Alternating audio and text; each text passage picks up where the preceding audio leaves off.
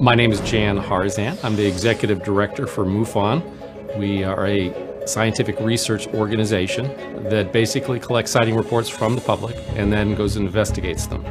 Our mission statement as an organization is the scientific study of UFOs for the benefit of humanity, and we have three primary goals. We investigate UFO reports, we promote research into the UFO subject, and we educate the public on our findings.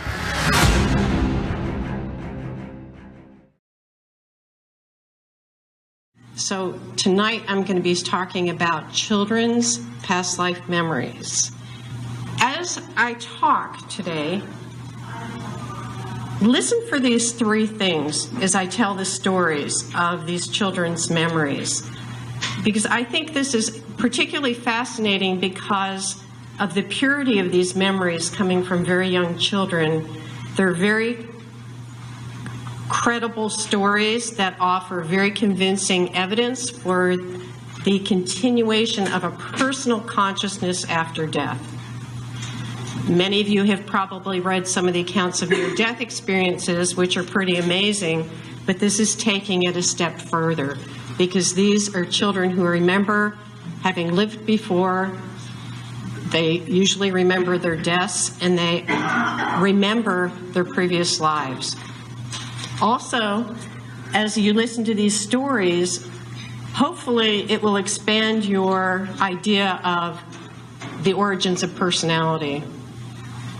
As one of my mentors, Ian Stevenson, said, there are three streams that feed into personality: nature, nurture, and reincarnation. So as you listen to these stories, keep that in mind, and hopefully you'll walk away feeling different about children and about reincarnation. And my work in this field is a very small field worldwide, I have to say. There are probably a dozen people doing this kind of research in the world, taking it seriously. And my research diverges from theirs in that I'm not really trying to verify every case of a child's past life memory.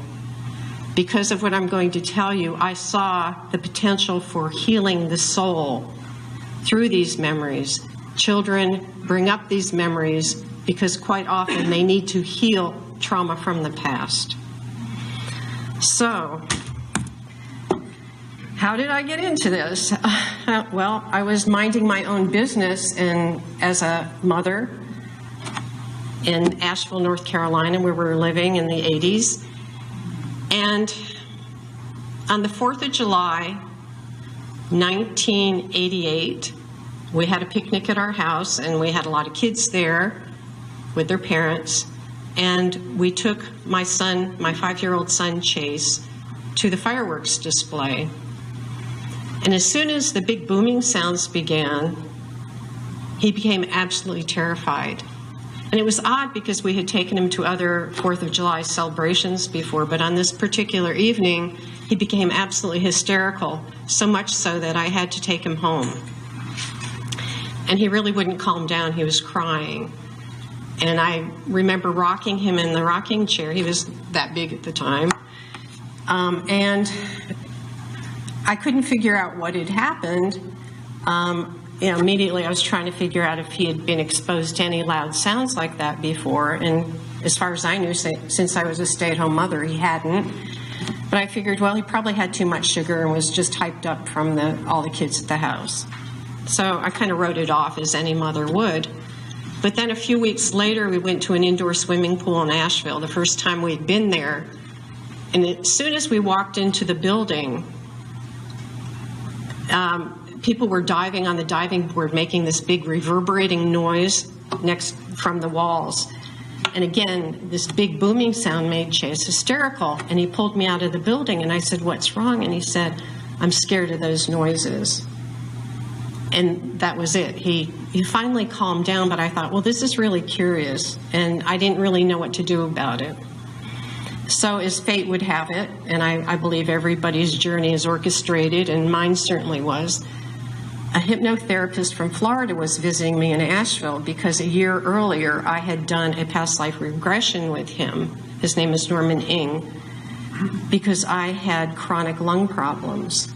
And that in that 1 2-hour session, my lung problems were cured after I remembered dying of consumption in the 19th century and remembering a very emotional death of dying in the gas chambers of World War II, where the last thing I was aware of was inhaling the gas. And I had a major catharsis during that 2-hour session, and to my utter surprise, my lungs cleared up. So Norman was visiting because my medical doctor was so amazed by my recovery that he wanted to do a regression, as I had done a year earlier, and so did about 10 of my friends. So Norman was staying with me, and Chase was about to start school.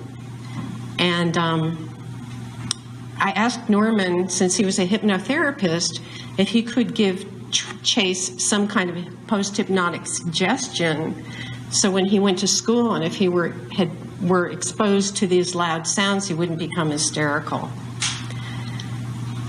Up until that moment, I had absolutely no idea that a child could have a past life memory. So Norman, who is a very wise man, said to Chase, who again was this big, you know, looking at me, he was half my size. He said, sit on your mom's lap, close your eyes, and tell me what you see when you hear the loud sounds that frighten you. And immediately I could see his eyelids fluttering as if he were getting some visuals. And he said, I'm crouching behind a rock. I'm a soldier. I have a gun, a long gun with a sword at the end. There's smoke everywhere. I don't even know who I'm shooting at. I don't want to be here. So I was scanning, you know, what Sesame Street episode could this be? What Mr. Rogers? The kids, we actually had a bumper sticker on our television. Robert might remember, kill your television. I mean, the only TV the kids watched was PBS.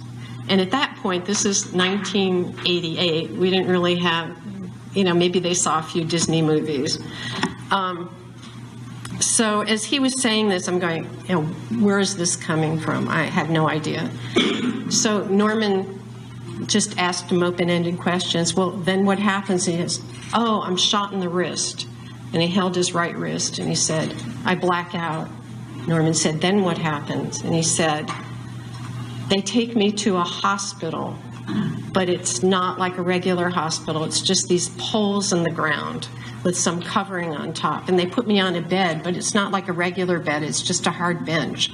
He described this bed, which was really a hard bench. And he said, they bandage my wrist and they tell me I have to go back to battle. I don't want to be there. I don't want to shoot other people. And I miss my wife and family. And I still get emotional talking about this all these years later, because that was the moment when I had the goosebumps and I realized we're in completely new territory.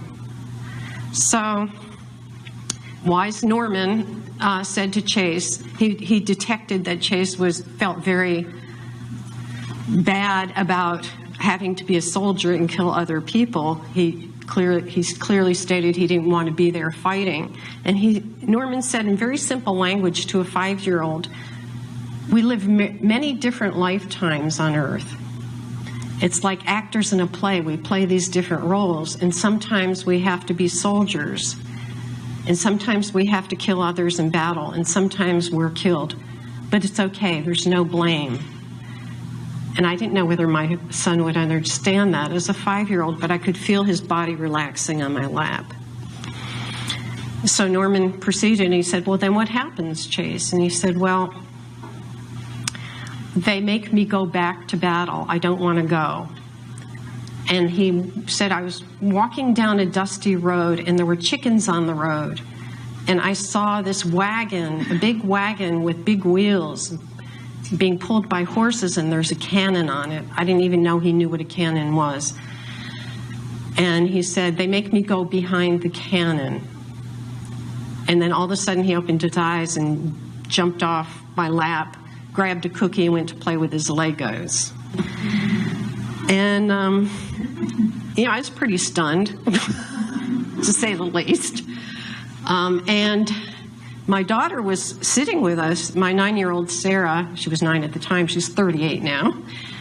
And she said, Mom, that place where Chase said he was shot in his wrist, that's where his eczema is. And I think in the excitement of the moment, I missed it. But since Chase had been a baby, he had a chronic and severe eczema on that spot on his wrist, which he had clutched when he said he was shot in the wrist, which they had bandaged. And I had tried homeopathy, all kinds of allergy treatments, salves, ointments, and that eczema just got worse and worse. It would not go away. In fact, I had to bandage his wrist at night because he would scratch relentlessly and bloody the sheets. So the upshot of this 10 or 15 minute recollection was that Chase's eczema cleared up within a couple of days. And very soon thereafter, he asked for his first drum kit. Aren't we lucky? And he was making big booming sounds all the time, and he still does at almost 35. So we were moving from Asheville right after that, so I kind of put all of this on hold, but I was totally obsessed with trying to figure out what had happened with Chase, why his eczema went away, why his phobia went away of the loud booming sounds. And we were moving, we moved to Media, and shortly after we moved, I was eating breakfast alone with Chase one morning, and he said, "Mom, remember when I was a soldier?" He hadn't brought it up in 6 months or so. And we hadn't talked about it because we were so busy with the move. And I said, yeah. And he said, well, we talked differently. I said, well, what do you mean? He said, well, actually, I was black. I was a black soldier.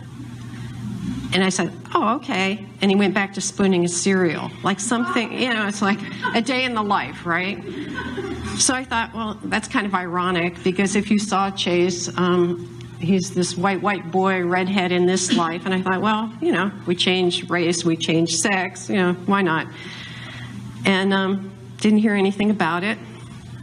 That was that. And then about a year later, Chase went to second grade, and it was right after that first Iraq invasion, Desert Storm, and they were putting up yellow ribbons all over his elementary school. And he got in the car when I picked him up, and he said, he was very upset. And I said, Chase, what's going on? And he said, Mom, they don't understand what war really is. They're putting up all these yellow ribbons. He said, my memories are coming back. So by this time, I had started training in past life therapy with Roger Wolger and some other people. And when we got home, I said, Chase, lie down, close your eyes, and go back to that scene that you saw with Norman. And he went back. And almost verbatim, word for word, he recounted the story of being on the battlefield, being shot on the wrist. But this time, since he was older and had acquired more language, he told me more about before the war. Before he went to war, he said, and this is his word, 7-year-old, I'm a free black man. And he said, I live in a town and it sounds like Colosso. And we never could trace where that was. And he said, I have a wife, I have 2 children, I'm a peaceful man, I make pots. And he said, they put up posters in my town to get people to go to war, and I couldn't read, and I signed up, and I didn't know what I was getting into. This is from a 7-year-old in first-person perspective. And that's significant, too, that it was first-person perspective. And he said, and then he started talking about the battle again, and he said, this time he went beyond what he did the first time. And he said, they put me behind the cannon, I have to pull this string. I thought, that's a weird detail. I didn't know cannons had strings. And he said, all of a sudden, I'm floating above the battlefield, looking down. And he said, I died. And he said, I see smoke below. And he said, it's a relief to be out of there. And he said, when you're, and these are his words, and I had never read any Raymond Moody to him about near-death experiences, or I had never talked to him about this. He said, when you're in spirit, you can go back and see what happened to your family, and I want to go back and say goodbye to them. And he said, everyone has to experience a war. It teaches you how other people feel. It's a bad thing, but everybody has to experience it. And he said he was up, He missed World War II, and he wanted to come back to a happier time. So that was really, that pushed me even more deeply into doing research of children's memories, finding out if other children had these memories too, and what other parents' experiences were. But I have to add an epilogue to this story. You know, after publishing the first book, second book, going on television, going on Oprah, telling, and Chase and my daughter went on Oprah with me in 1994 to tell their stories, along with some other parents. And I said, well, his eczema disappeared and never came back. But that's not quite accurate, because after all of this, after it was published and I did all this television, he came home one weekend from Temple. He was a Temple student. And he said, Mom, my eczema's back. And my first reaction was, oh, crap. After I told everyone it had gone away. I was more upset about that than his eczema being back. And I said, well, Chase, what's been going on in your life? And he stood there thinking, and he said, I had to sign up for the draft for loans. So even the thought of possibly serving in the military again brought up the body memory. And after he said that and made that connection, it's gone. Okay, now fast forward from age 18 to 34, he hasn't had it since. And hopefully he never will again. So around the age of 7, after that, he recalled all of that and had some, it seemed he had some closure after saying goodbye to his wife and family. He said, Mom, I'm starting to forget what I experienced, and I want to write it down. So this is 7-year-old Chase's aerial view of the battlefield. And his spelling is atrocious, but, you know, he was 7. But it's very detailed. He had the visual memory without the emotional memory at this point. And it was really funny because Oprah used this on her show, and she hired a Civil War historian to try to verify, you know, which battle he had been in. And the historian said that the kind of artillery Chase described was very accurate to the time. Here's he was shot in the wrist. That was his description of the hospital. Just this tent with poles, and he said there were like leaves or material covering it. And as a result of the Oprah show, a Civil War historian sent me some photos which kind of corroborated what Chase said. These are just hints. However, these were field hospitals. You see the poles with the material. And Chase described the wagon with being led by the horse. And these are the Civil War historian. I don't know if you can even read that, but he described the cannon. And actually, these were called mortars. And this is what they looked like. If you can see the horse in the front pulling the big wheeled wagon with the mortars. And I think this is a really interesting photo of a black Civil War soldier standing next to his cannon. I thought, wouldn't that be really interesting if that was Chase? Stranger things have happened in my household. So I started doing my research. This was pre-internet days, and I was relying on talking to parents in my community, especially Asheville. There were some like-minded parents who wouldn't be freaked out if I asked them if their kids had any past life memories. And I started seeing patterns in these memories. And one of the obvious things that I was seeing was that children were very young when they started talking about these memories. And Chase was actually on the older side at 5. Usually these memories tend to fade around 5 to 7. And when young children talk about these memories, some of them are still in diapers, mind you. They're that young. Their tone of voice is very matter of fact.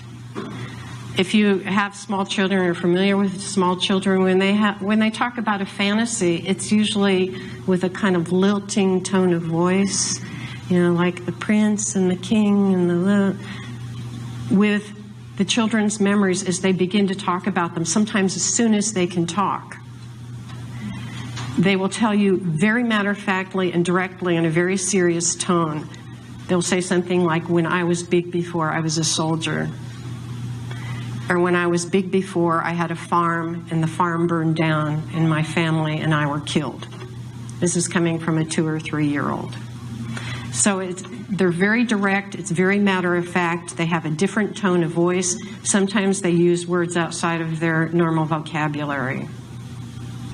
Quite often they'll talk about things that are totally outside their range of experience, too. And sometimes it's just one statement. And I have this great little case that I want to share with you. And some of these cases are just a single remark.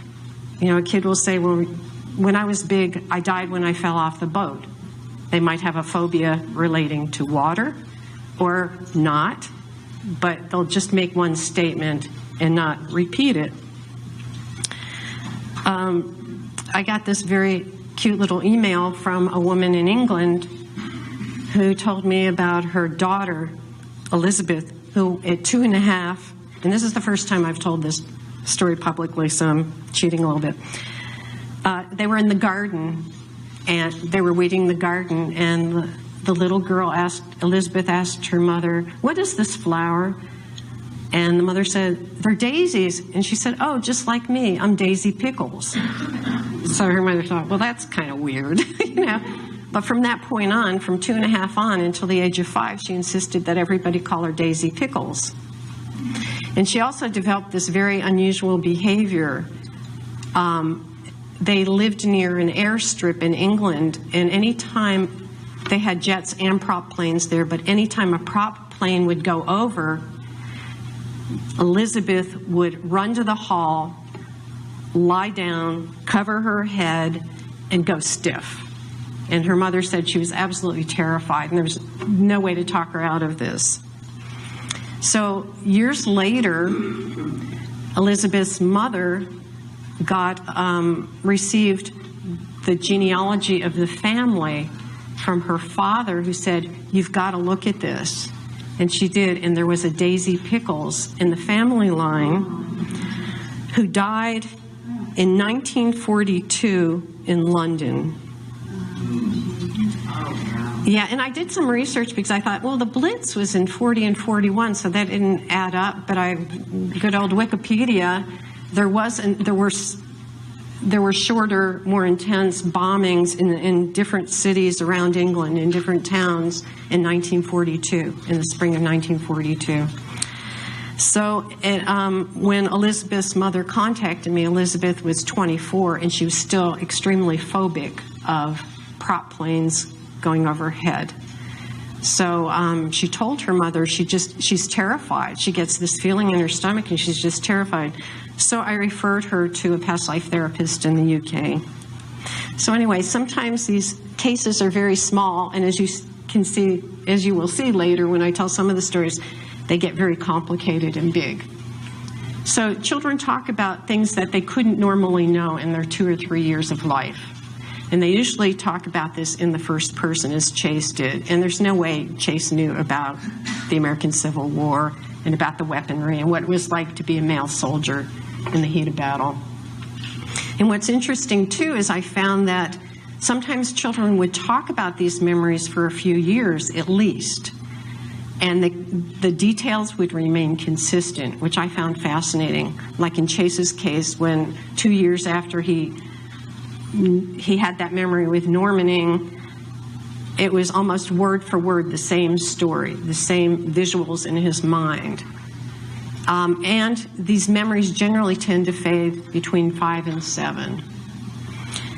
And as I just described in the case of Daisy Pickles, quite often there's some behavioral patterns with a child or traits that match up to what they're saying. So it's not just a few statements which you could write off there are other possible explanations. In fact, I had breakfast with, I spoke at a conference a long time ago, and I had breakfast with John Edward, the medium, and he was trying to tell me that past life memories in children are really spirits coming through children. And I said, well, that doesn't account for the behaviors. Some physical characteristics like Chase's eczema, which was reminiscent of that wound. This is so integrated in a child's personality that it wouldn't just, it would be like total possession. So in that sense, what's the difference between reincarnation and possession? It's more integrated into the personality, and sometimes the memories fade over time, but the characteristics, the personality traits remain. So this was what I was coming to with my research, and I put an ad in Mothering magazine and the ARE. I wrote an article for the ARE magazine and for the Journal of Regression Therapy. I started getting letters. Remember letters? It was slow back then, and each letter was precious because each letter was a case. There was no other way to access this information. So I started thinking about, as I was delving into past life therapy and practicing, I was thinking, well, it's really interesting how in past life therapy with adults, there are patterns that you can see throughout a person's life, going back to even the family of origin, even to childhood. They're patterns, and they're the dominant core patterns in people's lives. And in past life therapy, we use those patterns. We look at those patterns as having a precedent in past lives. And I've got to say, we carry over positive traits too from past lives, like precocious abilities, knowledge, wisdom, but we also carry trauma. And it works very much the way PTSD in the current life works. And this is where my focus has been, on healing that trauma from past lives in children. So I was developing this model, based on what I had experienced with Chase and his sister, whom I won't talk about tonight because I don't have time, who also had a phobia that went away after she remembered she had a phobia of fire. And after she talked about her memory with Norman, her phobia of our house burning down went away because she had died in a house fire as a child.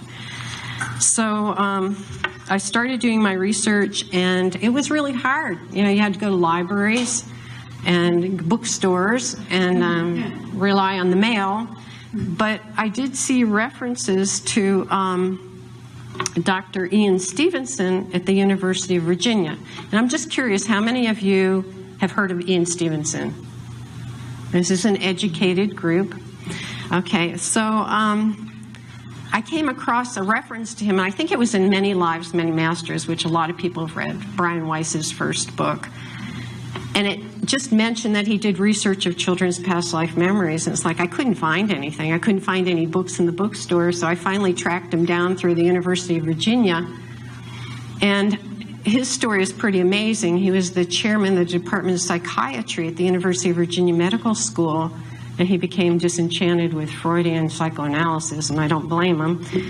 And his mother, I think, had been a theosophist who... They believe in reincarnation. She was into esoteric literature. And in the early 60s, someone sent him a case of a child in India who had a very detailed past life memory. And he became hooked. He said, this would be amazing research to do to see if this can show evidence for the continuation of a personal consciousness after death. So, he did more than 45 years of research, but mostly in countries that believed in reincarnation, because that's where the cases were coming from. He networked with colleagues in India and Thailand and Myanmar, and he started getting cases, and people would read about these cases in the newspapers in India, and then contact these professors in India who would contact Ian Stevenson.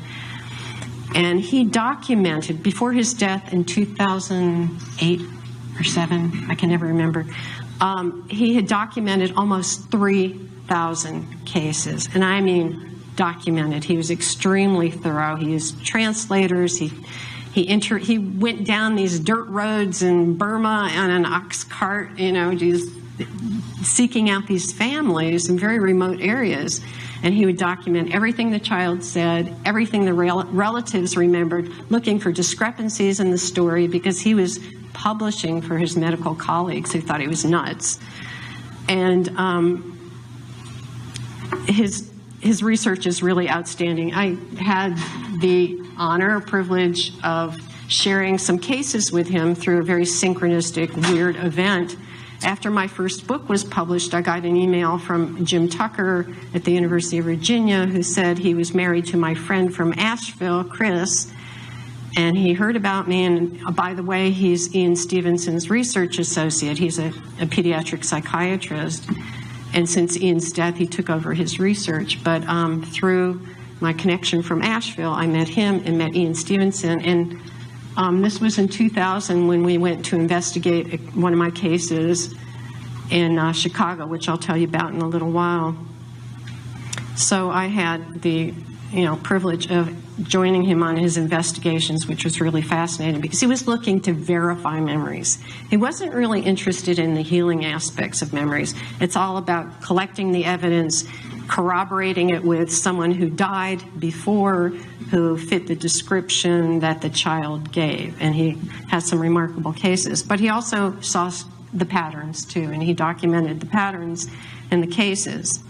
And again, the young age at which children remember, they can have behaviors that manifest before their verbal abilities, like phobias, for example. A child is particularly phobic of buses or water or fire or odd things. And they have corresponding behaviors in these cases that he was able to prove through the many statements the child made. A lot of children in Asian countries remembered names, places, very specific details, names of relatives, which I wasn't finding with American cases. So he was looking at the cases he could verify, and he really found precious few American cases. So most of them are from Asia. But in the cases, he had about 800 cases that were solved, meaning the child gave enough evidence that they could go find the relatives of this person who had died, check the autopsy reports, check out what the child says. And like in a lot of cases, there were like 80-90% corroboration with the details, which is pretty amazing with any kind of memory, let alone from another life. Yeah, exactly. How about 3 hours ago? So, and a lot of these children in the solved cases recognized relatives from the past. They knew where they had lived, and I will tell you a story in a moment which describes how amazing this is.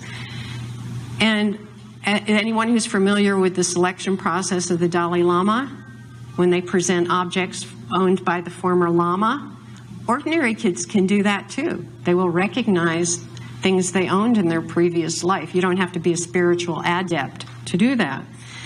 So what I found what really got me excited when I was reading Stevenson's research, when I began reading it, was he did a lot of statistical analysis, which I couldn't do and wouldn't want to do. But he determined that 75% of the kids remembered how they died. Death leaves a big imprint, especially traumatic deaths, because 50% were traumatic deaths. And I'd say actually the percentage I've seen is higher than that. But what was really blew my mind when I first read this, just having had the experience with my 2 children, is that 35% of these children who remembered how they died had phobias relating to the way they died. The fear that got locked in at the time of death through the trauma carried over. So this is pretty mind-blowing stuff. And then, not only that, and I think it was 1998, Ian published a 2,200-page, two-volume tome called Reincarnation in Biology.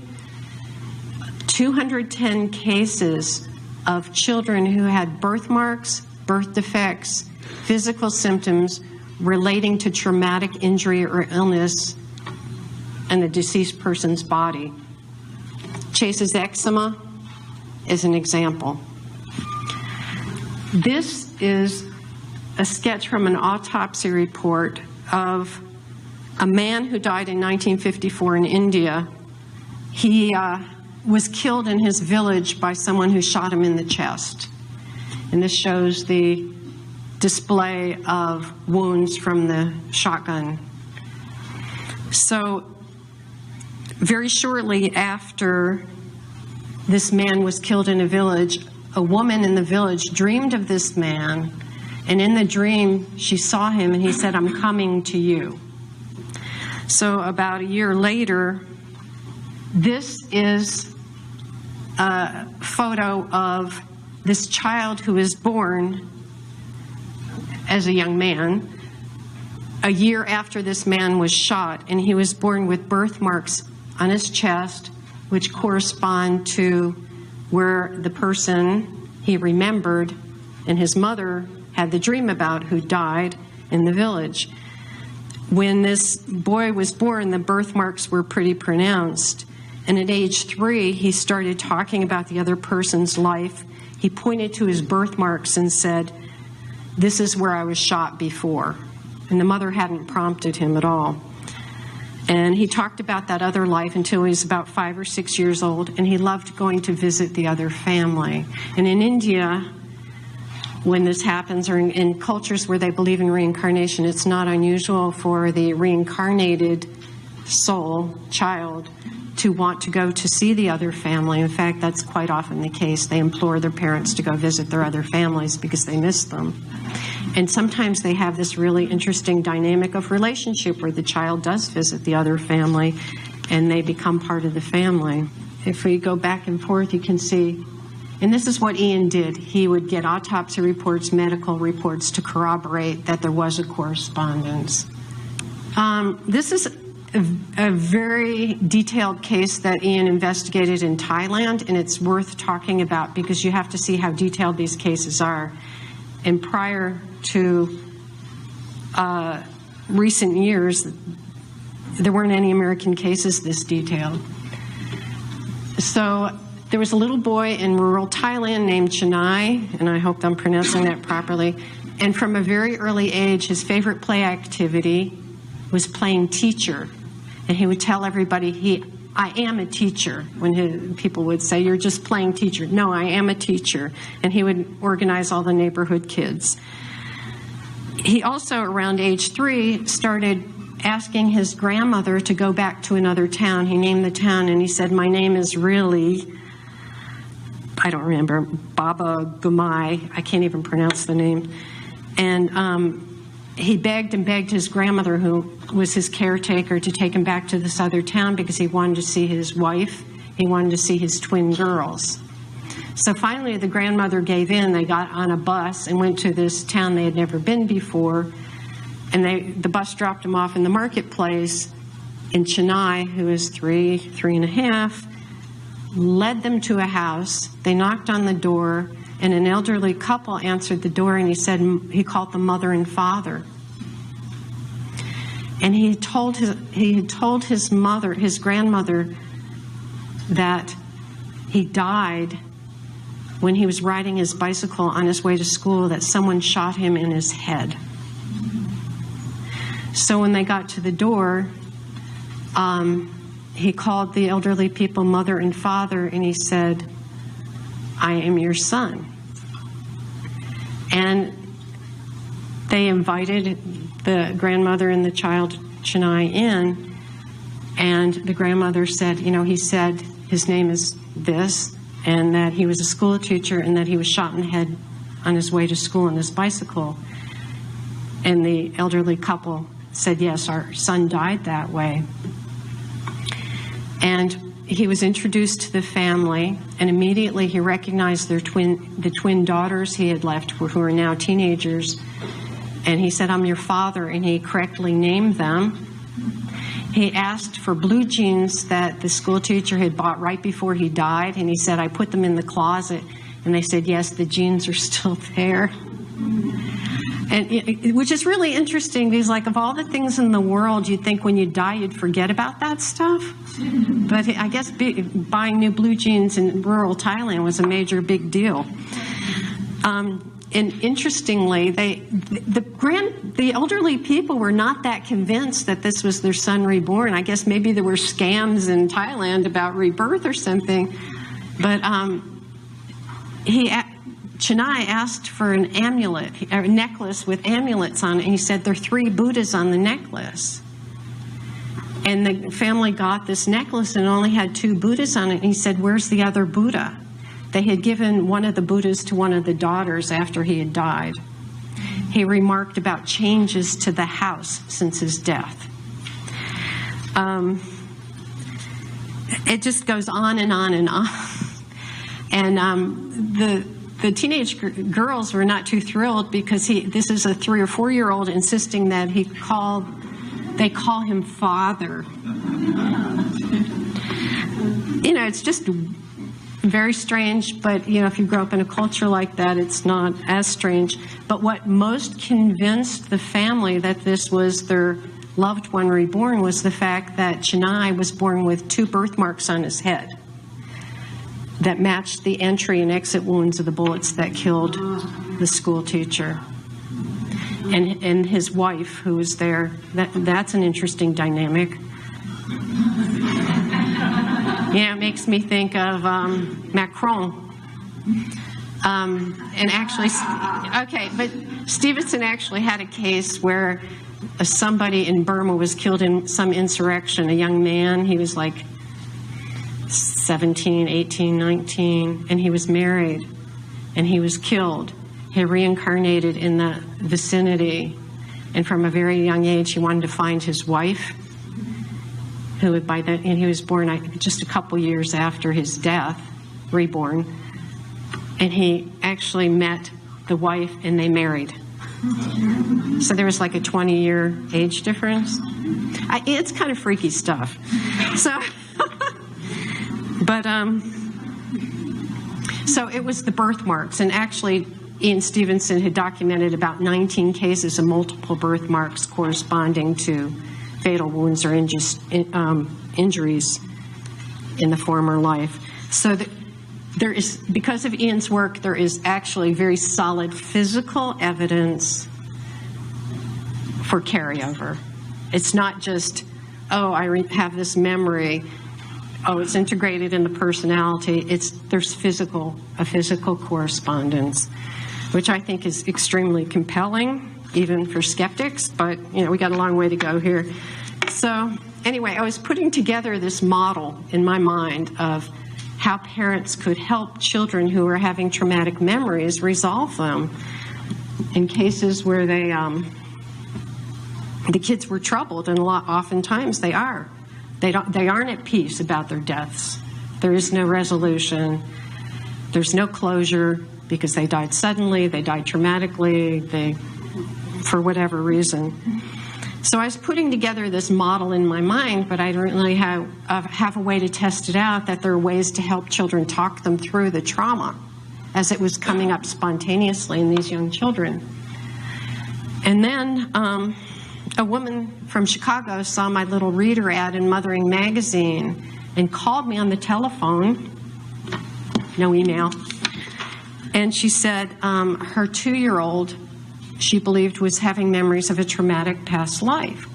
Could I help her? She said, I don't think I should take him to a psychologist. They'll think I'm crazy if I say that I think he has a past life memory. So we talked on the phone a few times, and she told me that when Blake was a little old, probably a little older than in this photo, he ran to the front door as his older brother was getting on the school bus. And he started crying, and Colleen, the mother, ran and said, "What's wrong?" He said, "Man hit me with truck." And Blake had started preschool, and she said, a toy truck, right? And he said, no, a big truck. He was very adamant, and these kids are very adamant. If you challenge them on the details, they will be, no, big truck.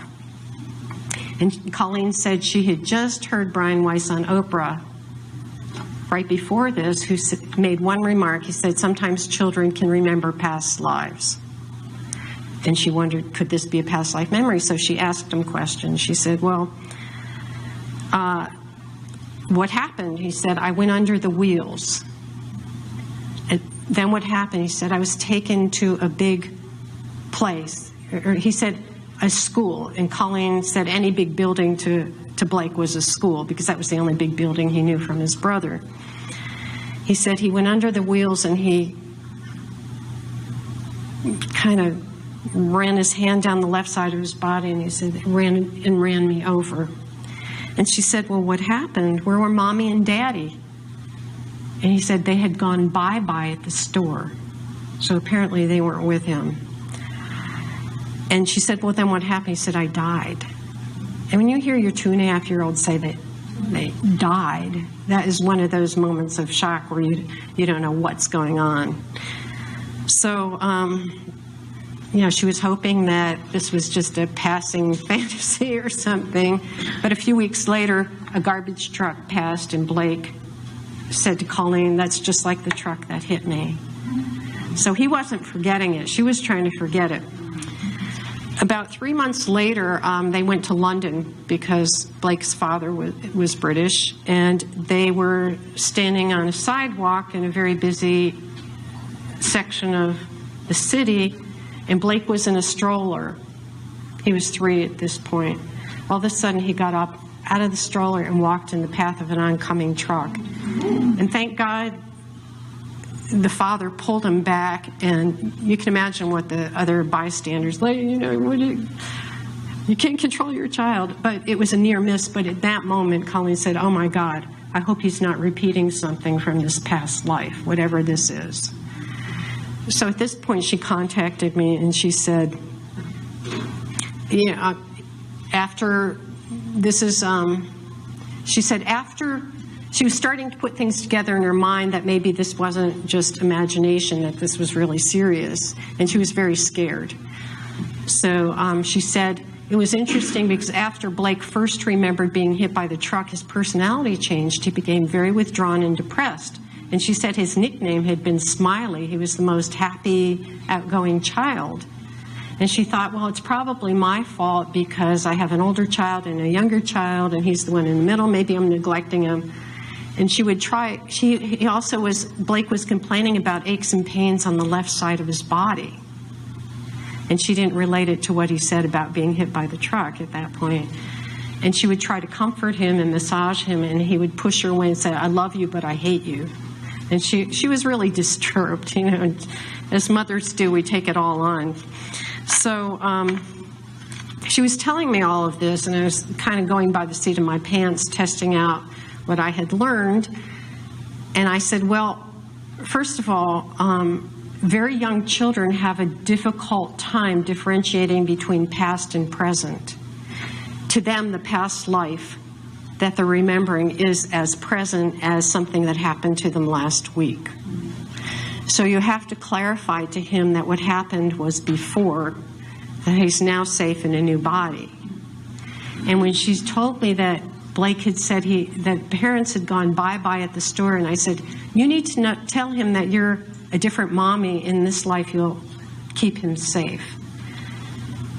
So I said, wait until he's relaxed, like after bath or before bedtime, when children are receptive to these memories in the hypnagogic state. And I used to joke that, my husband's here, we used to call the car seat the time machine, because a lot of kids would have memories as they were riding in the car seat. You know, when you lull a child to sleep, it's a great device for parents to use if they want to put their kid to sleep.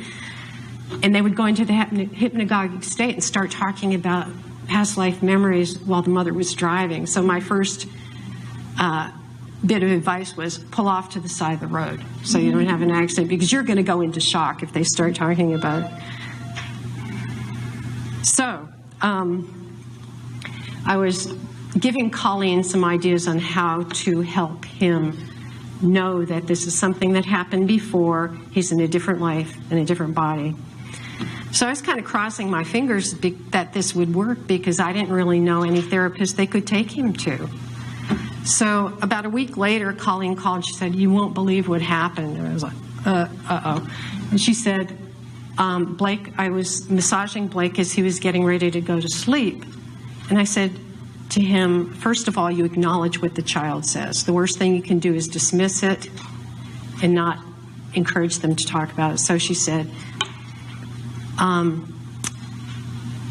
remember when you were hit by the truck? And he said, yeah. And she said, well, you had a different mommy then. And his eyes got really wide. He said, a different mommy? And she said, yeah, I'm your mommy now. And she named all the members of the family, her brothers and the aunts and uncles, to ground him in this reality. And she said, and you were in a different body. And he said, a different body? She said it was like Christmas. All of a sudden his face lit up. And yeah, different body, different mommy, and we'll always keep you safe. And she said, he woke up the next morning, he was back to his smiley self after being depressed it was probably about 6 months at this point. And she said all the aches and pains on the left side of the body that he had complained about completely went away. So that was my test case. And I can't tell you how happy I was that Colleen called me and it worked. And she said, well, I'm going to write a letter to Oprah and tell her about this. And I said, well, wait until I write my book. At this point, I was thinking, well, someday I'm going to write a book. So a year later, I got a call from Oprah's producer. That's how I got on Oprah. She said, we're going through our files for show ideas, and Colleen Hawkins' letter came up. And she said, is this true? And I said, yeah. And she said, do you have other cases? And I said, yes. And my kids and I and some other parents went on Oprah with their kids. I had very few cases at that point, but it was enough. So Oprah did a whole show on it, which got me a publishing contract. But also, more than that, I was scared to death, too. Can you imagine my first public speaking gig for $22 million? Steve was with me, and the kids were with me on the plane. Honestly, I was praying for the plane to crash, which is not cool. But so I started writing furiously, and I was getting more cases from the Oprah show. And by 1997, I had enough material, and struck when the iron was hot. And Steve helped me write this first book. And I had a miracle publishing story. I had a meeting with the president of Bantam Books directly, and they published it, much to my delight. And because of Steve's foresight, they put my website address in the book. And Bantam Books says, we don't do that. What is this? We don't do that. But fortunately, because of that and because of the internet, I started getting a lot of cases. But if any of you have written a book, you know how much work it is, and I swore I'd never do another one. It's like having your first child, and you go, I don't think I could have another child because it's too much work. But, well, it wasn't my doing exactly. But then the book took off. That was a bestseller in Brazil. That's why I showed the Portuguese. Like it was on the side of buses and stuff, which kind of blew my mind because I had a friend who was in Brazil, and he said he saw it. But anyway, the best part of that was I started getting a lot of cases, and people started hearing about it, and I did more TV shows. So it was getting out there. So after I swore I'd wouldn't write another book, it was too damn hard, I got a call from a mother, again in the Chicago area. And Chicago is just a hotbed of all the psychic activity, I guess. And I was aware that sometimes souls could reincarnate into the same family, and I had mentioned a case or two in my first book. But I got a call from this very timid mother by the name of Kathy Luke. And she told me her story in a very flat affect, and you'll understand why. She was a teenage mother, and she had a little boy by the name of James. When James was 17 months old, he was diagnosed with neuroblastoma. He had a large tumor behind his left eye, which caused blindness in that eye and caused his face to droop. He had 17 tumors in his legs. He had tumors in his mouth. He had a big tumor behind his right ear that was biopsied. They did some treatments, but they inserted an IV in his neck during one of the surgeries. And at some point, the doctor said, there's nothing more we can do, and Kathy took him home. And right before he died, he said, "Mama, don't cry for me." And she took that to heart, which is not a really good, healthy thing to do. So, you know, it was devastating watching her son die. And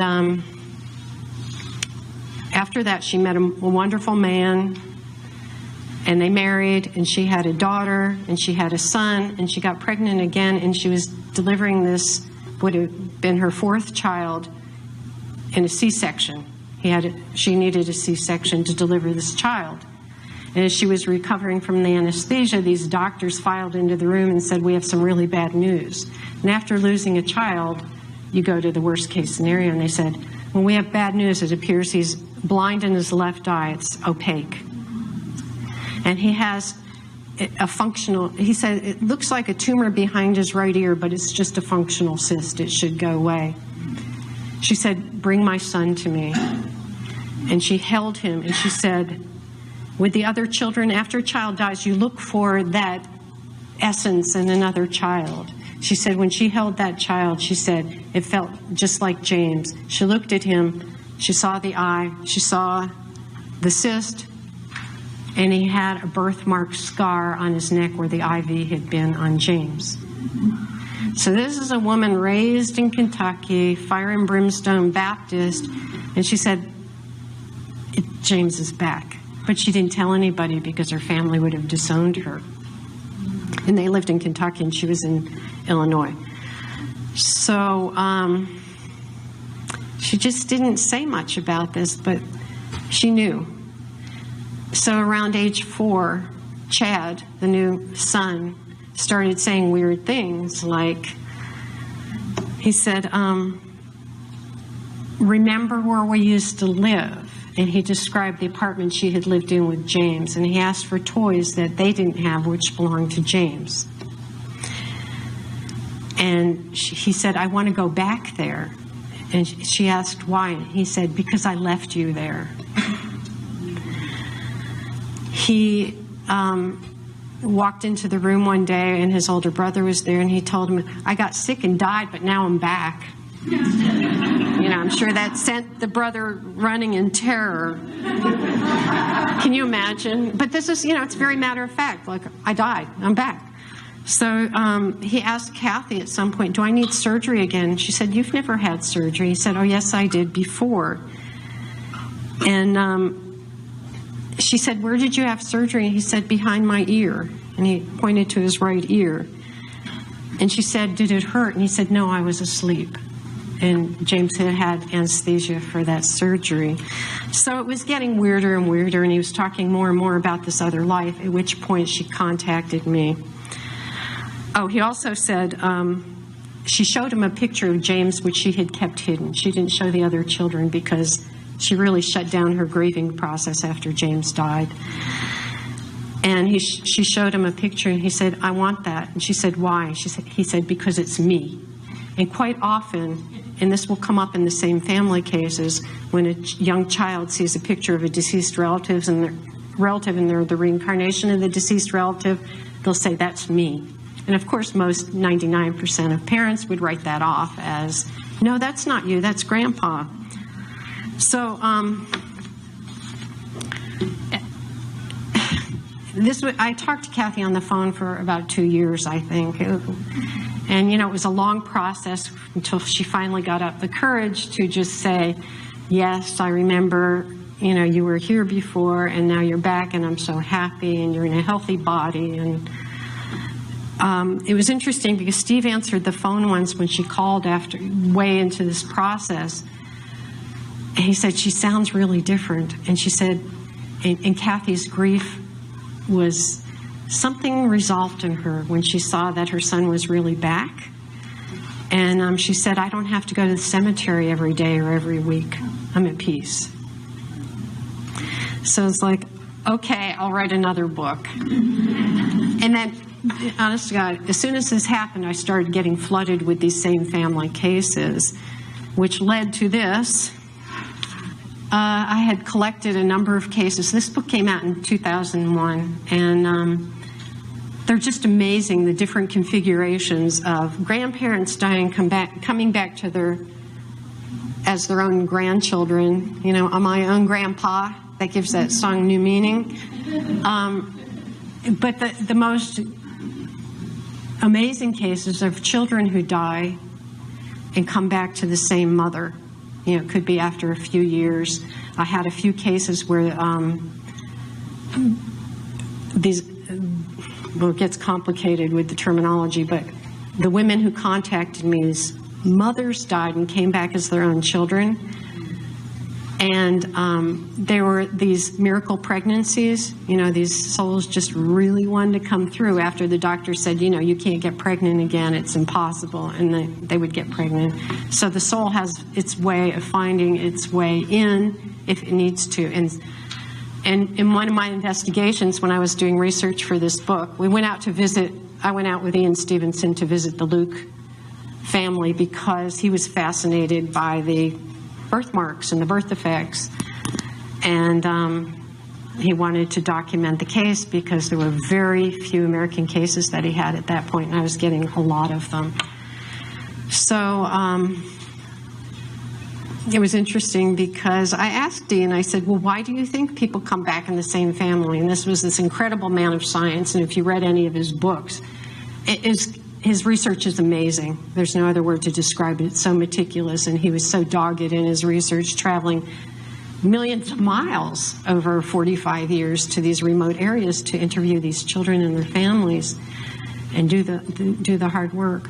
But I said, well, why do you think that a soul will come back to the same family? And he looked at me and said, isn't love enough? And sometimes it's more than that. Sometimes the family needs this soul born into the family. Sometimes the soul the soul needs to come back to do it better. And I have a couple cases of mothers from hell coming back as their own grandchildren, and how when the mothers figured it out, they go, I'm going to raise this child in a better way so they will be able to learn and grow. So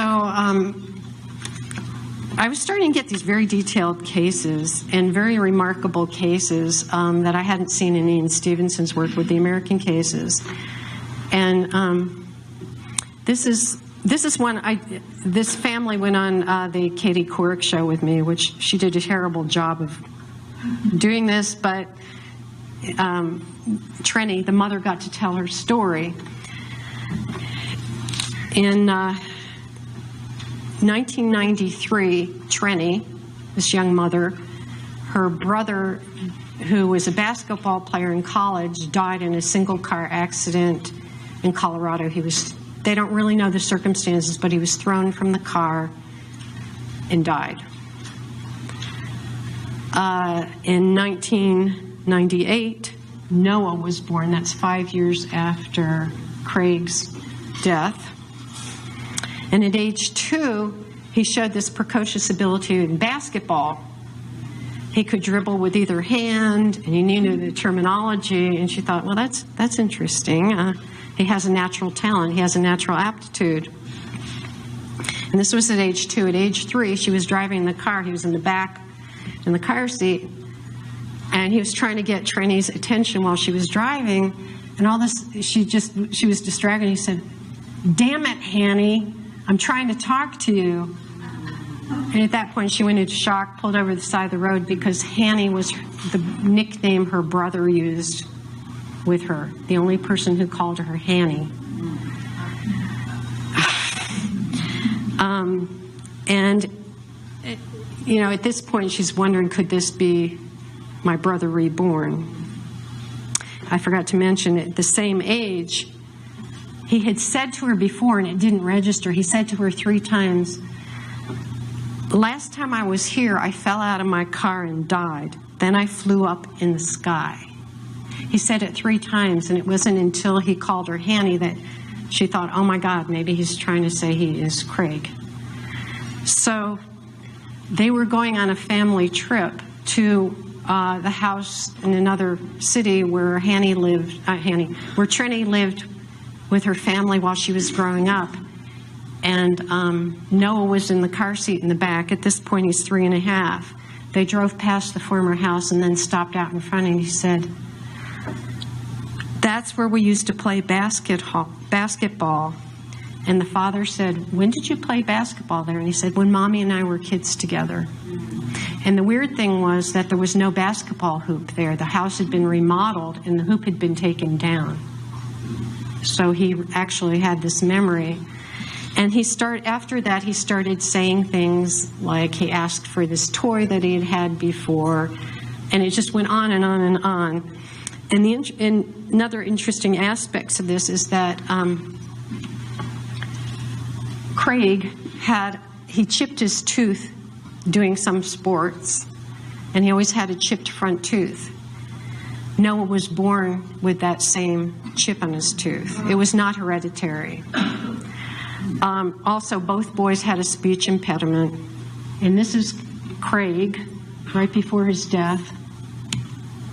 These are Noah and Craig's baby pictures. Wow. Yeah, you know, you could say it's heredity, but it just, you can hardly tell. And even Trini's mother, who, you know, a lot of these people are devout Christians, they don't want to believe this, but she said one Thanksgiving they were sitting around the table and little Noah asked for the Jell-O dish that she used to make for Craig.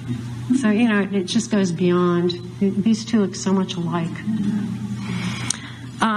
So I keep getting these cases, and the more I see, the more I believe that reincarnation in the same family, and we're not talking, you know, you could call it a soul group, but we're talking about immediate family can happen very quickly after death.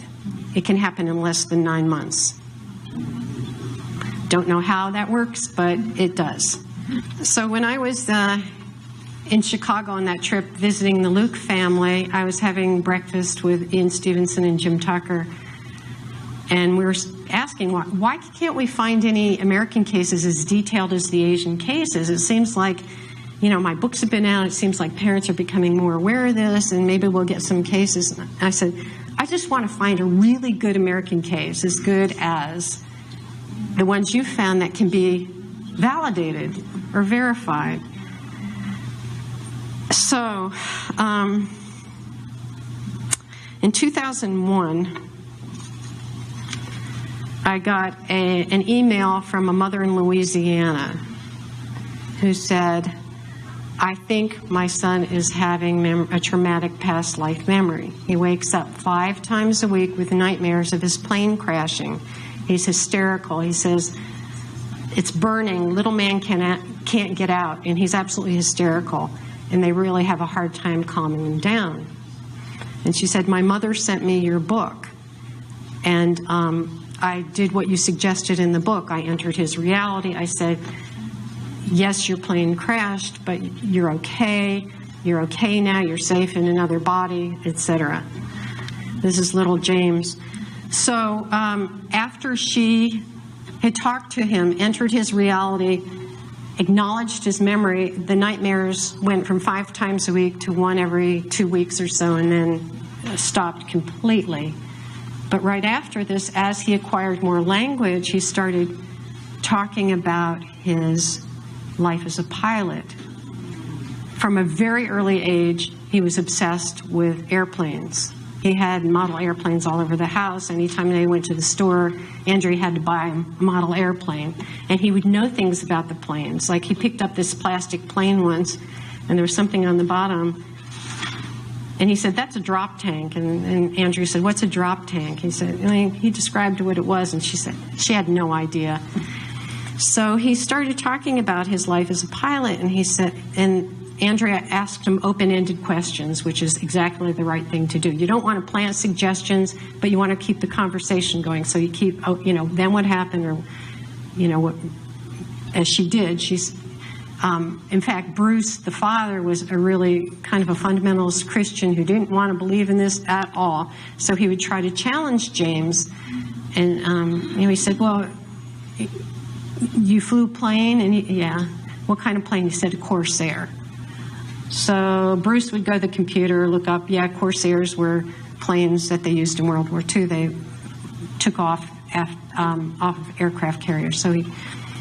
So Bruce said, "Well, where'd your plane take off of?" James said, "A boat." You know, he's about 3 at this age. Little kid. And Andrew would say, "Well, what's the name of the boat?" And he said, "Natoma." So Bruce went back to the computer. There was an aircraft carrier in the Pacific in Natoma Bay. Okay, so Bruce, you know, said to him, "Well, that's Japanese." And he said, "No, it's American." This is the 3-year-old, you know, disputing this. No, it was an American ship, which is true. The Natoma Bay was a U.S. aircraft carrier. And he would tell his dad, like, how he would used to take off the planes, and when they landed, that he would get flat tires all the time. And Bruce did research, and he went deep into the research. He was really good at research. And he found that that was a defect with the Corsairs, that they would get flat tires when they landed. So it went on and on and on. And, you know, Andrew was like, "Bruce, come on, you know, this is his memory." And anytime James drew, which was often, he would always make the same types of drawings of planes being shot down in the front, where the propeller is. And he would always sign his name James 3. And they would ask him, what's James 3? And he would say, I'm the 3rd James. So that, okay. And they would ask him what his name was in the past, and he would say his name was James. So, you know, Bruce would say, "Oh, see, couldn't be real." And they asked him if he remembered anyone from the Natoma Bay, and he said, "Yeah, my friend Jack Larson." So Bruce got deep into the research, went to a Natoma Bay reunion under the pretense of doing research about a book about the Natoma Bay in World War II. And he found out there was a surviving pilot by the name of Jack Larson, and he met with another pilot, and he was trying to figure out who James could have been at this point. So when Andrea called me, the case wasn't very well developed, and a producer from ABC Primetime had gotten in touch, and she wanted to do a war memory, a child's war memory. I said, "This is the only one I have that's current that might be interesting," but there really wasn't that much. But we did a taping, and they decided not to air it. So during that interim between not airing it and reshooting it, Bruce talked to some Natoma Bay survivors, did some research, and James had seen a book that Bruce had of World War II battles in the Pacific. He opened to a page, and there was an aerial shot of Iwo Jima, and James was standing next to him. He said, "Daddy, that's where my plane went down." And that was the moment for Bruce when he became a believer. After all that, it was that moment, though, something, he just had the shock wave through his body, which we get when we know they're talking about this. So with that information, he talked to some of the survivors, and he found out there was one pilot from the Natoma Bay that had gone down in that area near Iwo Jima. His name was James Houston Jr., James 3, and his plane was hit in the propeller. It caught on fire, and he went down. So ABC contacted us again, and this time the story was really well developed for television and for us. And this is just more drawings from James 3. So they did a segment, it's 2 segments on James Leininger's story, and they did a really good job. You can find it on YouTube. And after the show was aired in 2004, a Japanese film crew picked up on the story, and they invited the Leiningers to go to Japan, and they hired a boat, and they went to the site where James Houston's plane went down. And they did a little memorial service. They threw a bouquet in the water. James was about 7 at this point, and he saluted, and he said, "I'll never forget you." And everybody on the boat was in tears, the film crew, everybody. But after that, he had closure. You know, it was done. He could be in the moment, in his body, as James Leininger. And this is really interesting. This is right before the ABC primetime show aired. Andrea had found that James Houston had a surviving sister in California. And they had talked to her on the phone, not telling them exactly what they were doing, but saying they were writing a book about the Natoma Bay. And they had a few questions about her brother. It was kind of sneaky, but, you know, I said, Andrea, you know, before this airs, if she happens to turn on the TV, she's going to have a heart attack. You've got to call her. And she found out that Ann Barron had a daughter, and they called the daughter and told her what was up, and she went over and sat with her mother when Andrea called and told her. And Ann Barron, the sister, said, well, the day her brother died, she saw him in spirit in her house in California, and she knew he had died before they got the telegram. So this is James Houston Jr., who died at 21. Beautiful young man. Here he is in his plane. Here he is standing in front of a Corsair. Look at the face, too. The facial architecture is very similar, and they are not related in the least. You see, here's a better one. You see the chin and the nose. There is a resemblance. And here are childhood pictures. So after the ABC primetime aired, they took James to a reunion, and Ann Barron was there, and he was 4-ish at the time, 4 or 5. He just went right over to, look at the looks on their faces. And she accepted that he was the reincarnation of her brother who died. And this is Jack Larson, his buddy from the Natoma Bay. I forgot. Isn't that great? I forgot an interesting detail, and that's why I took notes, because some of there were just so many details. James had 3 G.I. Joe dolls, and he named them Leon, Walter, I forget, some odd name, Leon, Walter, and an unusual name. I'll say Freddie. It turned out that, and he would talk to them, and he said, he told his parents, they asked why he named them this, and he said, because after I died, they met me in heaven. So Bruce found out that there were 3 people from James Houston's squadron who were killed before him who had those first names. I don't remember the last names, but it was Leon, Billy, and Walter. Leon, Billy, and Walter. I mean, it just gets freakier and freakier. So one of my favorite parts of it, I mean, it's an amazing case, and it just, there's a lot more detail. They wrote a book that was published in 2009 called Soul Survivor, and the full story is in there. But I love this story. Chris Cuomo interviewed me in New York for this segment, and he was so rude to me. He was so rude that his camera guys and the other guys came up after and said, "We think your work is really interesting." And I said, you know, yeah, well, whatever. They were apologizing for their boss. So Chris Cuomo went down to interview the Leiningers in Louisiana, and this is right out of the Twilight Zone. the doorbell rang while he was interviewing them, and there was a package from Ann Barron, James Houston's sister, and in it, she sent these were the effects that were left after he died in his locker or whatever on the ship. There was a bust of George Washington, and James picked it up and smelled it, and he said, "It smells like a battleship," and he ran and put it on his desk in his room. And in Ann Barron's letter, he said, "This is a bust my brother kept on his desk."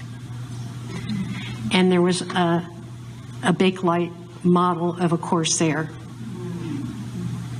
And James was just delighted, but Chris Como was going, "Oh my God, maybe this is real."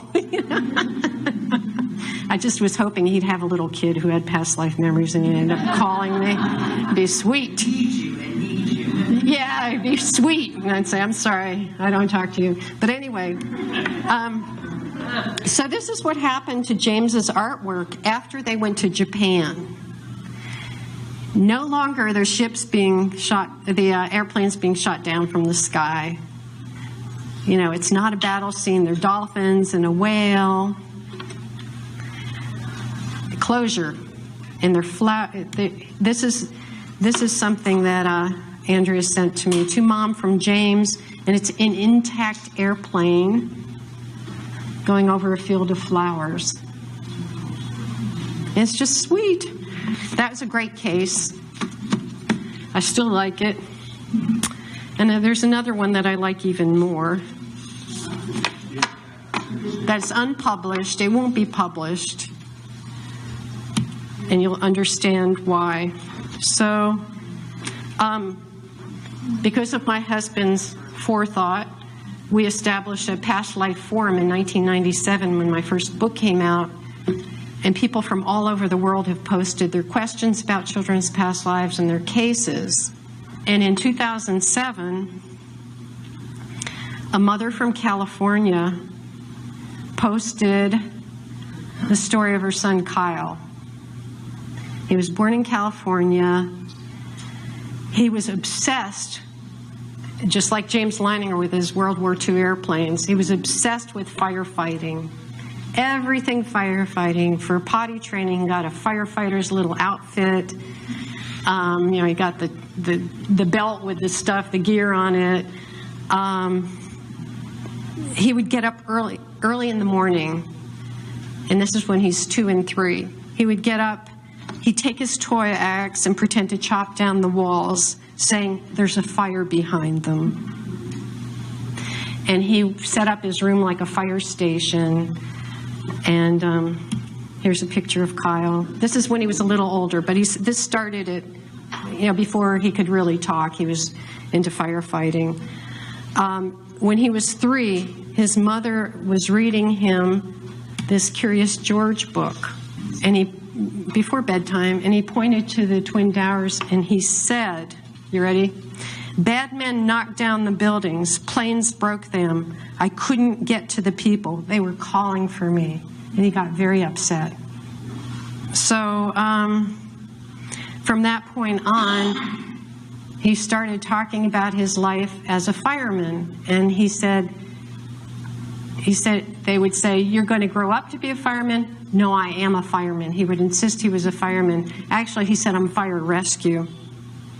He would talk about the bucket trucks, how they would go up and down and you pushed levers.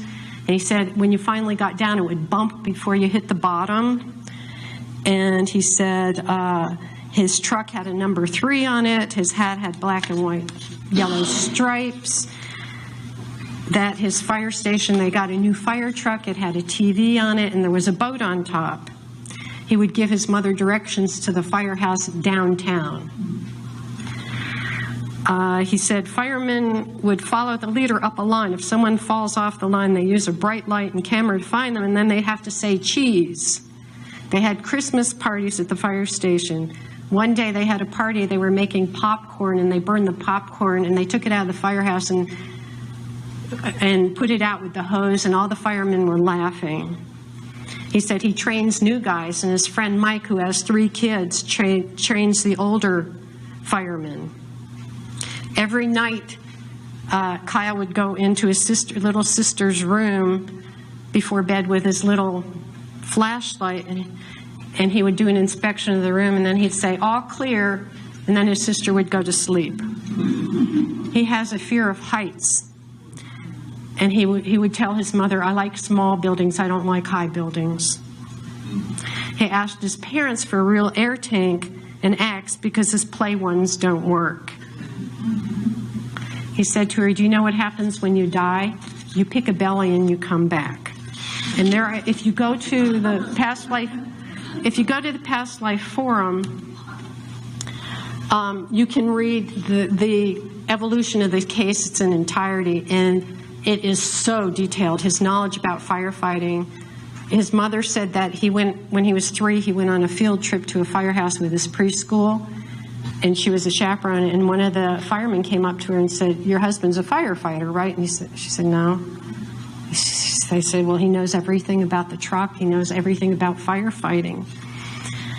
So, oh boy, when I got this case, it was kind of mind-blowing. And, she said that Kyle was very upset. The issue was he was upset that he couldn't save the people in the building.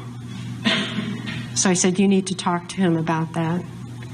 And you need to tell him he was very brave, and he did everything he could. And she said, he's the sweetest kid. He's very compassionate. He always thinks about other people. Just so many good characteristics, and he's in a very loving family now. So when she posted this on the forum, one of my forum members was a fire chief from Connecticut. And he had his own past life experience, he wrote a book about his life as a Civil War colonel. And he had a lot of corroboration. And his name is Jeff Keene. And Jeff went down the list, everything Kyle said. And he said, yep, that's right, that's accurate, that's true about the levers on the truck, on the bucket trucks. Yes, around that time, the video screens were introduced in the fire trucks. And if he was in New York City, he would have had a boat on top of the fire truck because it's an island. And so many details that weren't even published by her. I had a lot of private conversations with her because we did research and found out who Kyle had been. And we read the obituaries, we read postings from the family, and they're a very devout Irish Catholic family on Long Island. And we decided it would not be in Kyle's benefit or the family's benefit to pursue it and say, your son or your husband, your fiance is back as this little boy in California. They took Kyle to New York City when he was 7, and as they were crossing from New Jersey over the George Washington Bridge, Kyle had this look on his face. He said, I remember this. And they were staying on the Upper West Side, and there happened to be a firefighters museum there.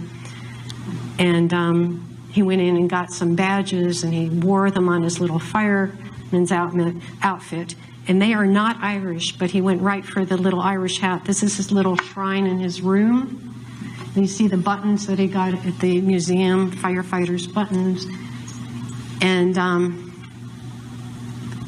it's all there.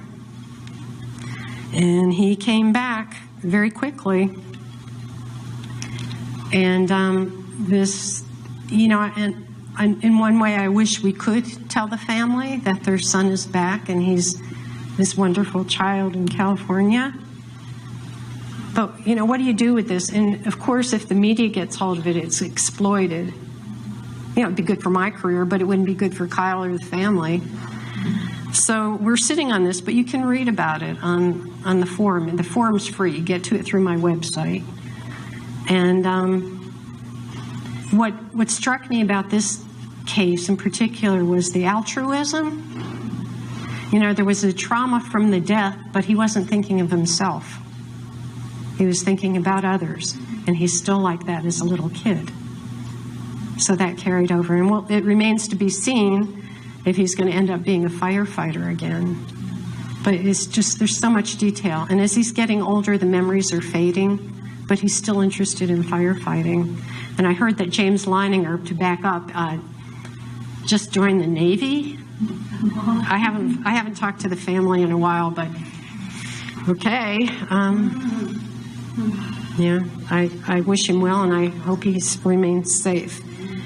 So there's so many amazing stories, and there's a new book out called The Boy Who Knew Too Much. Anybody heard about it yet? Okay, so this mother in Malibu, she looks like a Malibu mama, called me.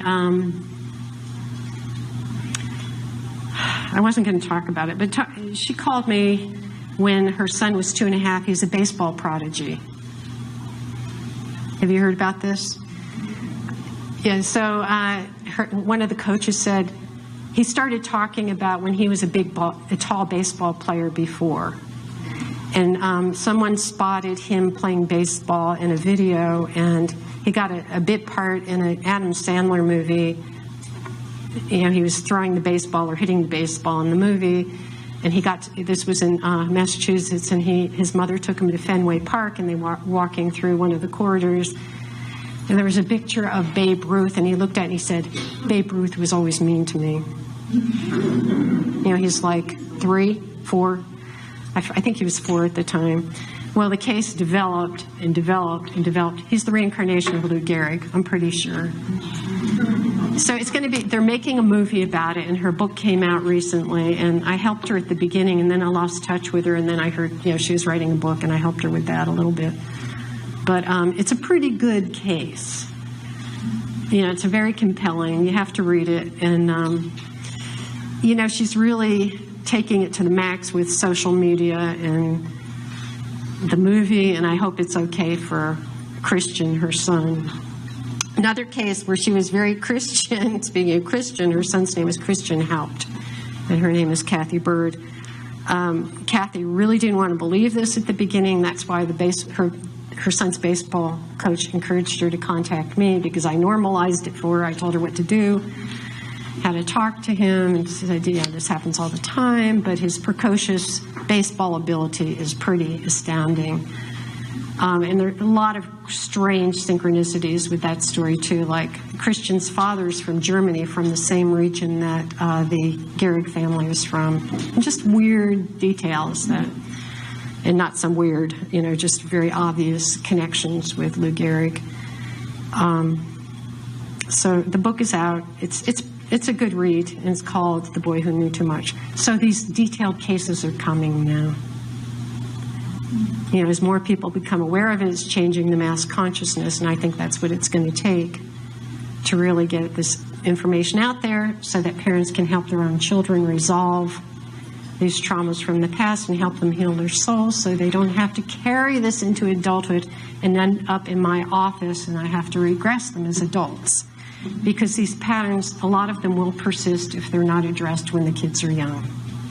And when I work with adults, we go back to these early phobias, we go back to these other experiences they had, and it all ties in. You know, the evidence was there when they were young in the core patterns. So, any questions? We have, yes? Has anybody asked these kids why they came back? Say again? Has anyone asked them why they came back? No. Would you repeat the question? No. Okay, has anyone asked them why they came back? Not really, not to my knowledge. I think the parents are so shocked, except that sometimes the kids say they chose to come back, and they will tell the parents that they picked them. So that's not unusual. I don't know whether they could even answer that question when they're 2, 3, and 4. And by the time they're 5 to 7, they usually forget about the memories. Like in my son's example, he still has memory because we kept it alive, but the emotional component of the memory is not there anymore. He has the visuals from that battlefield. He remembers the story, but he's not emotional about it. He doesn't have a phobia. He doesn't have the fear. It's just a memory. I guess they could ask. So when you're regressing adults, then you're trying to help them go back to this memory, but the memory is pretty much gone. You can bypass childhood. You can go in on the feelings, use an affect bridge, and go back. I know you're a therapist. That's why I'm telling her that. wonderful and so fervent. Classes are extraordinary. Thank you. I've been doing it for almost 30 years now. Why don't you do children anymore? You said No, you can't regress these young children. It's not appropriate. When the memories are coming up spontaneously, you can address them as they're coming up spontaneously. That's the message in my book.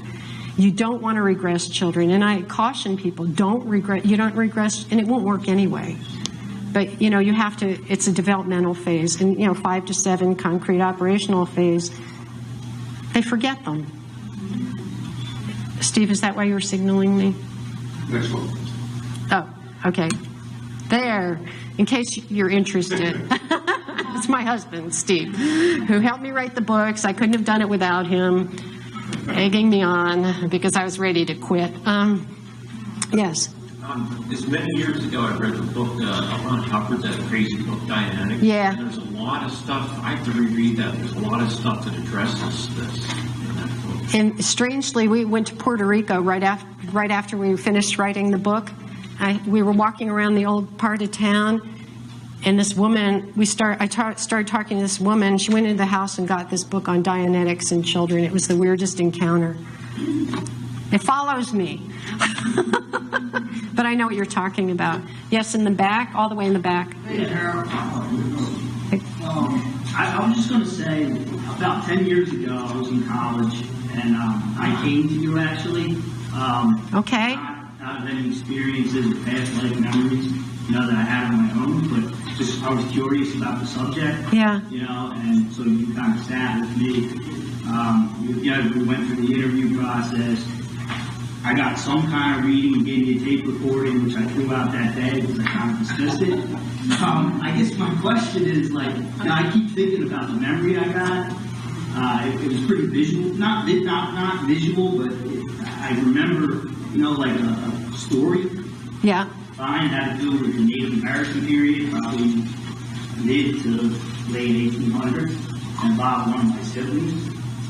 How do you know if that's really valid, or if that's kind of a product of your imagination? I mean, I don't know. I never really had that. Did it have any relevance to this life? Did it explain anything about relationships in this life or anything about you? Yeah, I mean, I guess it just wasn't a good memory, I can tell you that. Well, we work with the traumatic memories because that's what needs to be healed. Yeah. Well, I'll talk to you. We can talk about it. I'll pull more information from you after, okay? Yeah. I'll be here for a little while. Yes, Amy. thank you, Carol. That was wonderful. Thank you, Amy. The first woman who asked a question after your presentation said, do they ever explain why? And my third daughter did. Oh, tell us. What? Could you stand up and... We communicated about my third daughter and the dream when I was pregnant that my grandmother told me when she'd be born to the hour and what to name her. And when my third daughter Lily was 2 and 3, she was doing all these things that were just, that she wouldn't have known that my grandmother did. When I put her to bed at night, she used to go to my cheek, and I never taught her that, but my grandmother did that. And one night when I was fixing dinner in the kitchen, I heard clattering, and I thought she was falling down the steps. So I ran out, and she was holding this big black and gold lacquered bench that was my grandmother, that I took to my house and put in the upstairs hallway after my grandmother got out. And I ran out and I said, I was scared. Are you all right? I heard this noise, and I thought, you fell. And she said, I'm fine. I'm just putting this in my room. It's mine. So she did that. And, oh, wow. One time when she did the bougie, she said, you were always my favorite.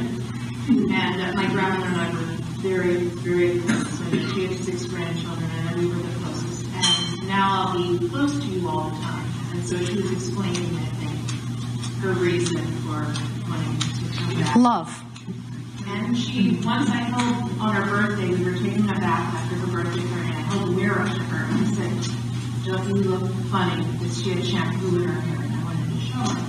And she said, no, my hair used to be all that color. Don't you remember? Oh. And I said, oh, something about her birthday, and she whispered, I'm really 93 and a half. That's perfect. 23 now, and she doesn't do any of that, but I immediately called my mom and said, how old would Natalie be? And it was February, my grandmother's birthday was in August, and she would have been exactly 93. Wow.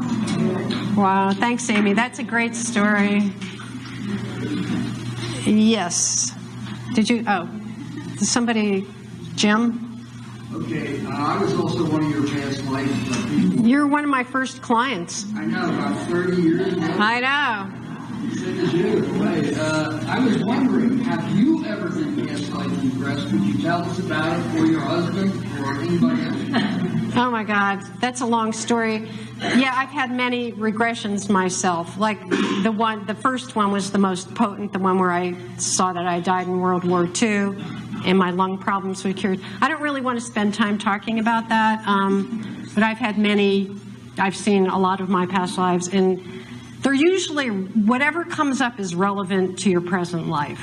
You know, you might have to process a little bit, but it's there. Unless you're just making it up. I'd say maybe 3%, you know, it's maybe a metaphor or a story that comes up, but I screen people very carefully now before I work with them too, to make sure that this is appropriate. So I think my methods have changed quite a bit in 28 years. Oh my God, thousands of regressions. Yes. My son was born with a lot of issues, and they got progressively worse as he got older. I brought him to see you maybe 14 years ago. What? Oh, really? And what came out of the session was a very dark case. Yeah. I explained why you're going through what you're going through. You got to pay back. It's a payback time. I don't really see it as payback. But the problem is, he thought he made everything up in his head. He didn't think anything that he was. How old was he? Are you that? He's about 14, maybe Yeah. 15. To tell you the truth, I don't work with people that young now. I've learned over the years it's not as effective as when they're a few years older. So I have a policy. I don't work with anyone under 18 unless they're really mature. And this is something I've had to learn through time. You know, there's an appropriate time to do it. And I have people calling from all over the country begging me to regress their children or their young teens, and I don't do it anymore.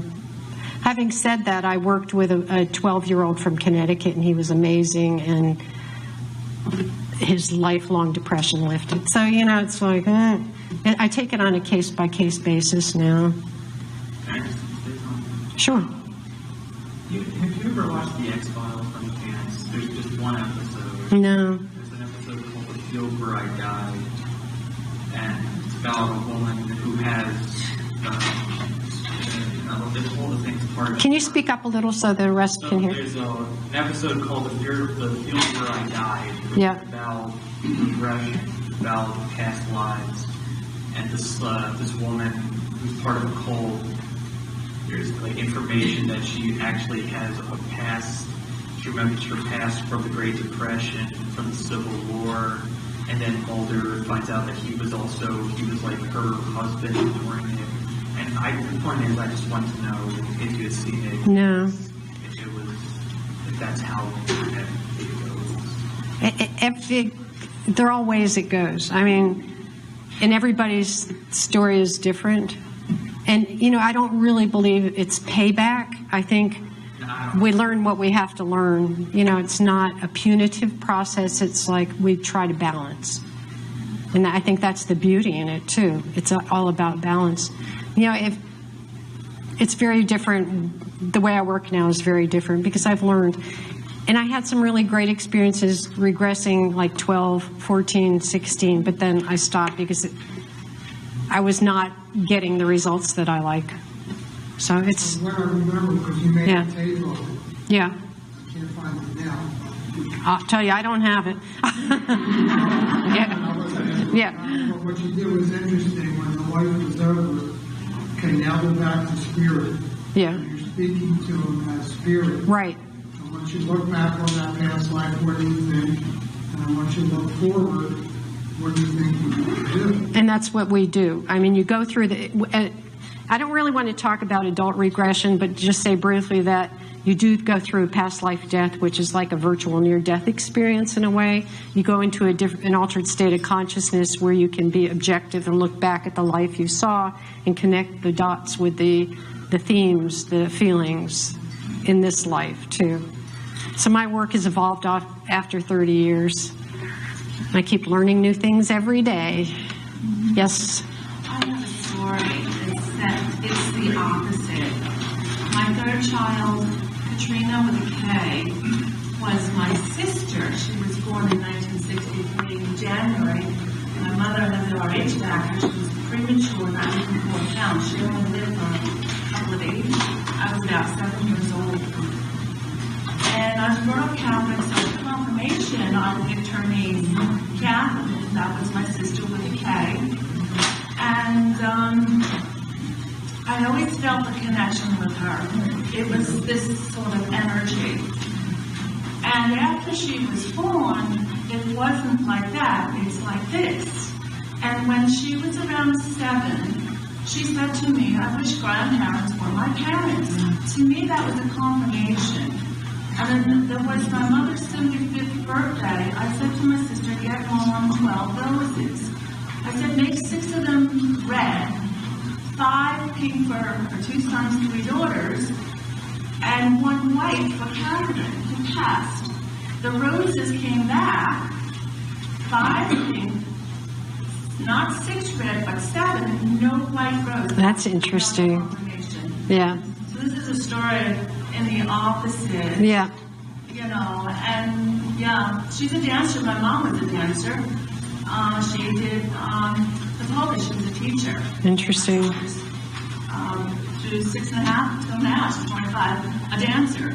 And she was born January 29th, and I had her 29 years later, June 9th of 92. And I'm looking at numbers too, so the correlation. And some people do, yeah. You know, too, just think about that. Yeah. You know, so this isn't a reverse bowl, you know, here. You might like Return from Heaven. Yeah. From what you're telling me. Because there's a lot the children remember before they were born.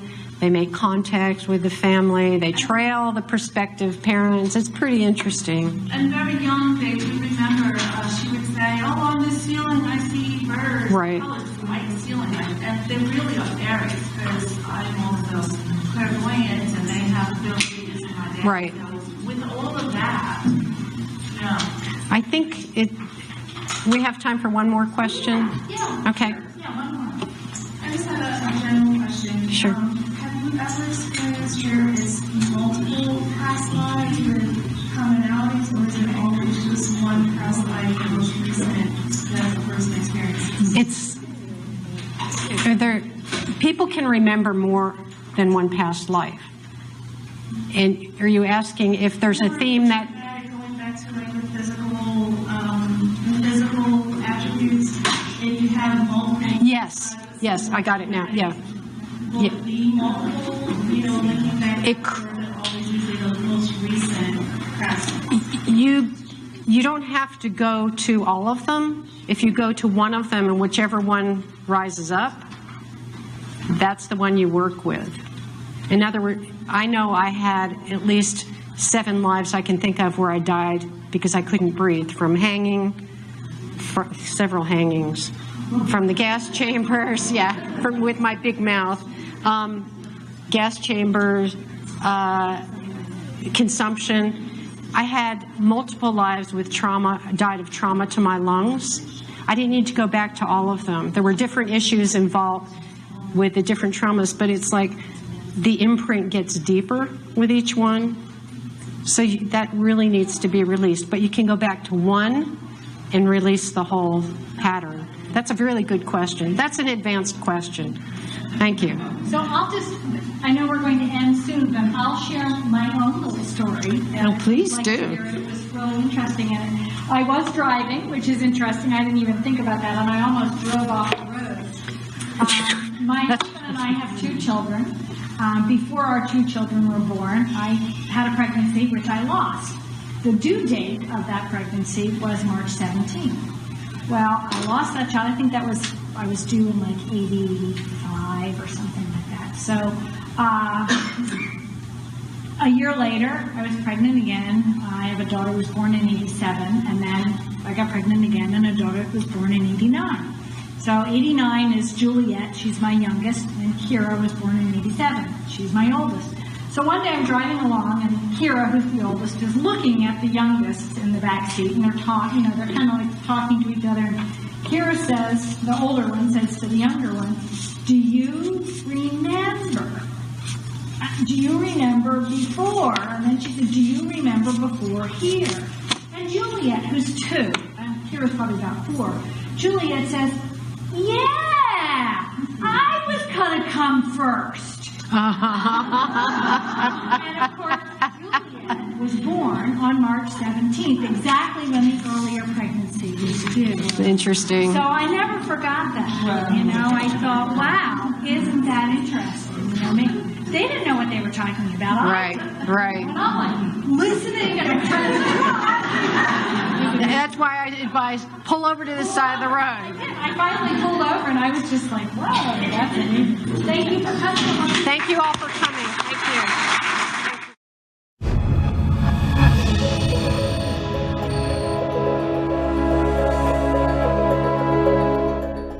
My name is Jan Harzan. I'm the executive director for MUFON.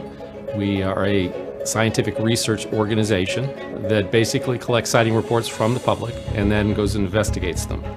Our mission statement as an organization is the scientific study of UFOs for the benefit of humanity, and we have 3 primary goals. We investigate UFO reports, we promote research into the UFO subject, and we educate the public on our findings.